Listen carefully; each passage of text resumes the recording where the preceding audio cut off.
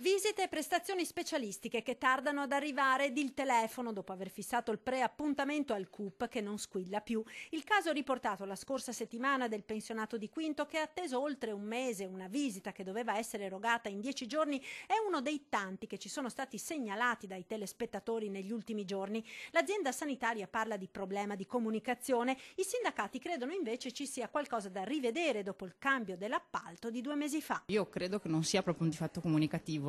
Io credo ci sia un ordine di problema che è la gestione dei posti proprio, e da un lato, e dall'altra parte la gestione le ore con cui le aziende gestiscono i posti dei medici. Noi ci dobbiamo sempre ricordare che parliamo di un appalto che nasce sottostimato e quindi con un numero di ore lavoro più basso e quindi anche con un tempo di richiamata delle persone più basso. I sindacati chiedono che venga convocato il tavolo tecnico per rivedere il monte ore lavoro concordato con il cambio d'appalto per il CUP. Ne mancano più o meno 150 ore a settimana, sono tante ore che possono essere messe a servizio del cittadino per poter essere richiamati. Il direttore generale dell'ULSS 2 della Marca ha assicurato che i disservizi verranno risolti quanto prima ed oggi sulla questione CUP è intervenuto anche il governatore Zaia. Assestamenti nelle fasi iniziali si possono accettare, disservizi che si cronicizzano no.